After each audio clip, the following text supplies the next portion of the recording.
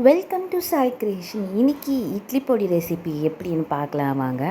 முதல்ல ஒரு பேனில் நான் லைட்டாக ஆயில் க்ரீஸ் பண்ணிவிட்டு இந்த மிளகாவை வறுத்துக்கிறேன். அதுக்கப்புறம் ஒரு கப்பளவுக்கு உளுந்தை நல்லா ப்ரௌனிஷ் கலரில் வறுத்து எடுத்துக்கிறேன். அதுக்கப்புறம் அதே கப் அளவுக்கு கடலப்பருப்பை வறுத்து நல்லா ப்ரௌனிஷ் கலர் ஆறளவுக்கு வறுத்து எடுத்துக்கிறேன். ரொம்ப ஈஸியான ரெசிபி தாங்க இது.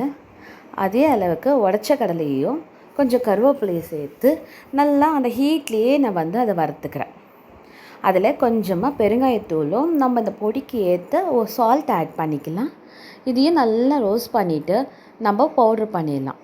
இதை நம்ம ஈஸியாக குழந்தைங்களுக்கு எல்லாருக்கும் கொடுக்கறதுக்கு நான் ஆயில் ஆட் பண்ணி கடுகு போட்டு கருவேப்பிலை போட்டு இந்த மினி இட்லி மாதிரி ரெடி பண்ணி இதை நான் அதில் ஆட் பண்ணிவிட்டு அந்த பொடி ஆட் பண்ணால் சூப்பரான ஒரு ரெசிபி ரெடிங்க. இதை நீங்கள் சட்னியே தேவையில்லை, இதையே ஒரு டிஃபனை சூப்பராக ரெடி பண்ண. பிடிச்சிருந்தா லைக் அண்ட் ஷேர் பாருங்கள் அண்ட் சப்ஸ்கிரைப். தேங்க்யூ.